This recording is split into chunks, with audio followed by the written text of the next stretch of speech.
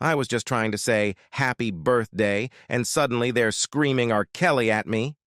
What happened next was the most embarrassing moment of my life, and I still can't believe it. I'm 31 and recently ended a long-term relationship. I was broken. I recently went to this cool restaurant bar downtown with one of my buddies to have a good time. Anyone of any age can come in. While we were there was a girl who was celebrating her 19th birthday. They sang happy birthday, and they were allowed an outside cake with 19 on it. The birthday girl was pretty, so I wanted to go chat her up. Her friends were super cute, too. My buddy told me to leave them alone and that they looked like babies. He didn't want to go over at first, but since the breakup, every other woman but my ex has been invisible. So he went to wingman with me. We walked over and wished her a happy birthday. I thought things were going well and the women were laughing. Then all of a sudden, one of the girls snaps at me to, "Take a fucking hint, R. Kelly." I was taken aback and just said, "Excuse me." She said to read the room and that they were uncomfortable.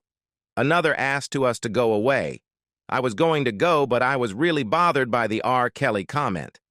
I said it's fucked up to call me a predator when we are all adults here. My buddy wanted to leave, but I stood my ground. The birthday woman said that it didn't matter. It's weird for someone my age to hit on them, especially when they make it obvious that they are uncomfortable. Then made another R. Kelly comment by asking if she looked like Aaliyah to me, which upset me again. I apologized for making them uncomfortable, but that didn't give them the right to call me a predator. One of the women said JT was a personal problem. I said that adults are allowed to hit on the adults. It's not a crime. One woman just asked why I was still standing there and yelled at me to go away. I was pissed off, and when I left, their entire table was singing Remix to Ignition and laughing their asses off. I was furious and humiliated. When we sat back down, I was seething. My buddy said that it was my fault for not seeing the signs that they were uncomfortable. To him, it was obvious, so he wanted to go. He called me delusional. I pointed out that they were laughing, and he said it was just uncomfortable laughter. I told him that I had every right to be mad about being called a predator when they were all 18, 19. It's a horrible accusation to make. My ex was 6 years older than me. He said that they weren't calling me a predator, just weird for going for teens. He said it was wrong of them to sing after me, and that was bullying. But I should have left long before that. I felt like he should have stuck up for me. Was I wrong for sticking up for me or for hitting them on the first place? I was respectful and not creepy at all, too. Update 1. All right, so here's what happened after that. I spent the rest of the night just sitting there at the bar with my buddy, trying to act like I didn't care, but the whole R. Kelly thing was stuck in my head. My friend kept saying I needed to let it go, but I couldn't. I didn't even drink much after that because I didn't want to risk doing something stupid, but I also couldn't just leave it alone. It felt unfair. I wasn't being creepy or predatory. And yeah, I get there's an age difference, but come on, everyone was legal adults. What's the crime in trying to talk to someone? So after we left, I decided to look at myself. Like, was I really the problem? I'm not gonna lie, my buddy calling me delusional stung. I replayed everything in my head. I didn't approach them like a jerk. I didn't say anything gross, and I apologized when they said they were uncomfortable.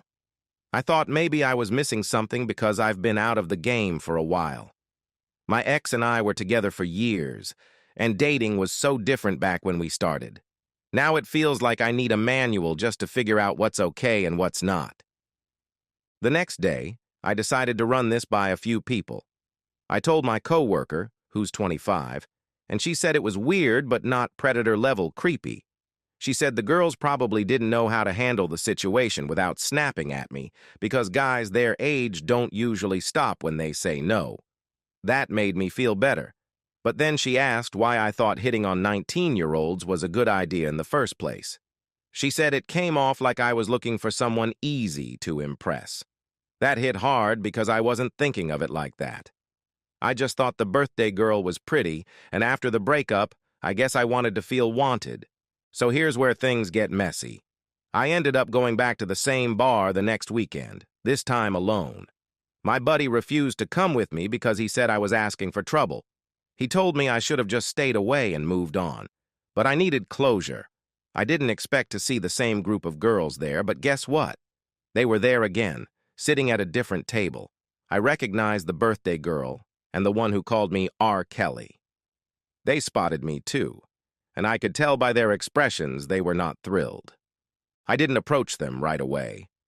I sat at the bar, ordered a drink, and tried to act like I didn't see them. I kept glancing over, though, and at one point, the R. Kelly girl noticed and rolled her eyes. I took a deep breath, finished my drink, and decided I needed to apologize again, not for hitting on them, but for how everything went down. I thought if I came off as sincere, they'd understand I wasn't trying to make them uncomfortable.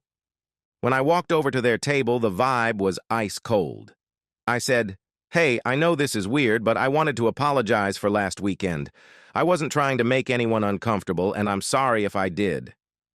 "That wasn't my intention." The birthday girl looked at me like I'd grown a second head and said, "Why are you even talking to us? You really don't get it, do you?" And I asked what she meant, and one of her friends jumped in. She said, "You're old enough to know better. We were just trying to have a good time, and you made it weird. And now you're doing it again. Take the hint." I said I wasn't trying to hit on them this time. Just apologize. But she cut me off and said, "If you were really sorry, you'd leave us alone." At that point, I felt my face go red. I didn't know what to say. I was trying to do the right thing, but they didn't want to hear it. I backed off, went back to the bar, and sat there feeling stupid. A couple of minutes later, the bartender came up to me and said, "Hey man, you might want to head out. Those girls said you're bothering them again, and we don't want any trouble." I was so embarrassed. I left without arguing, but on the way out, I heard them laughing again. One of them said something like, "He really thinks he's the victim." That stung more than anything else. I got in my car and just sat there for a while, trying to figure out what I was even doing with my life. When I told my buddy what happened, he said I was an idiot for going back. He said I was proving their point by not leaving them alone. I tried to explain that I wasn't trying to bother them, just clear the air, but he wasn't having it. He said, "Dude, you're not a bad guy, but you're making yourself look bad. Just let it go before you dig yourself into a deeper hole." So now I'm sitting here wondering if he's right. Did I handle this all wrong? Should I have just let it go after the first night? I feel like no matter what I do, I'm painted as the bad guy here. But maybe that's my fault for not reading the room. I don't know. It's been eating at me, though, and I don't know how to shake the feeling that I've somehow ruined my own reputation without even meaning to. Update 2. After that second night, I told myself I was done with the whole thing. My buddy was right, I needed to move on and stop letting this bother me. But here's the thing. It did bother me. It wasn't just about being embarrassed. The whole situation made me feel like some kind of creep, and that wasn't who I thought I was. I kept replaying their words, especially the one girl saying, "He really thinks he's the victim." It stuck with me because, honestly, I did feel like the victim. I wasn't trying to hurt anyone. I wasn't aggressive. I wasn't inappropriate. So why was I being treated like a villain? About a week later, I was out running errands downtown when I saw one of the girls from that group, the R. Kelly girl. She wasn't with her friends this time. She was sitting outside a coffee shop scrolling on her phone. I don't know what possessed me, but I walked over to her. I didn't even plan what I was going to say. It just felt like a chance to explain myself without the group dynamic making things weird. She looked up when I got close, and her expression immediately turned annoyed. Before I could even open my mouth, she said, "Are you serious right now? You're following me now?" That caught me off guard, and I said, "No, I'm not following you. I just saw you and wanted to talk for a second." She sighed and said, "Look, dude, whatever you think this is, just stop. You're making it worse." I told her I wasn't trying to make anything worse. I just felt like things got blown out of proportion at the bar, and I wanted to clear the air. I said, "I'm not some creepy old guy trying to prey on you or your friends. I was just being friendly, and I didn't realize I was making anyone uncomfortable until it was too late." She shook her head and said, "You still don't get it. It's not about what you think you were doing. It's about how we felt. You're twice our age coming over to hit on us like it's no big deal. And then you doubled down when we told you we weren't interested. That's why it's weird." I tried to explain that I didn't mean for it to come off like that, but she cut me off and said, "Intentions don't matter. You made us uncomfortable, and instead of just leaving, you kept pushing. That's why we called you out. And now you're here doing it again." That hit me like a brick. I stood there for a second, not knowing what to say. Finally, I just said, "I'm sorry, I really didn't mean to bother you. I just wanted to fix things."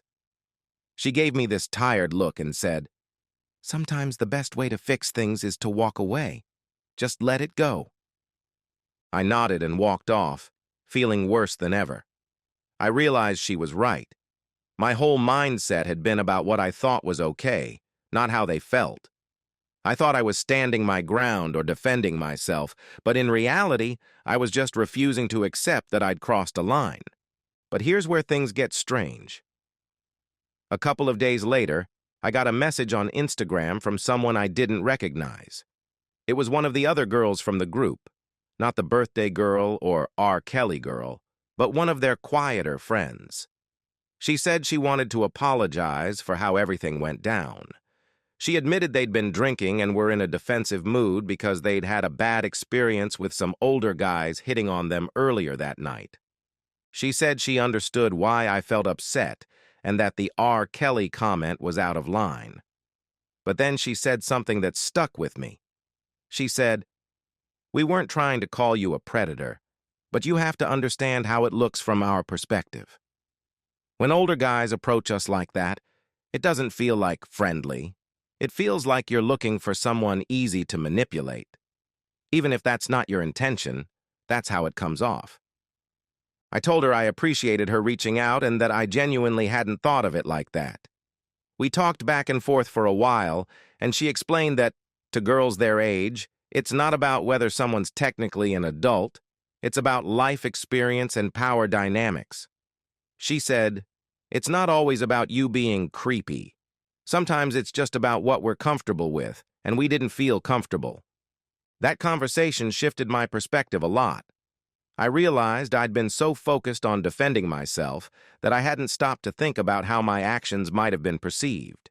It wasn't about whether I was technically allowed to talk to them. It was about respecting their boundaries and understanding that their comfort mattered more than my pride.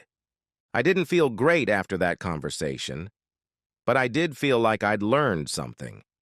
It wasn't an easy lesson to swallow, but I'm glad she took the time to explain it to me. I haven't been back to that bar since, and honestly, I don't think I will. It's not worth the bad memories, and I've got a lot of reflecting to do before I even think about dating again. For now, I'm focusing on myself, trying to figure out why I felt so desperate for validation in the first place. I don't want to be the guy who makes people uncomfortable, even unintentionally. If nothing else, this whole mess taught me that it's not just about how I see myself. It's about how my actions affect others, and that's something I can't afford to ignore anymore.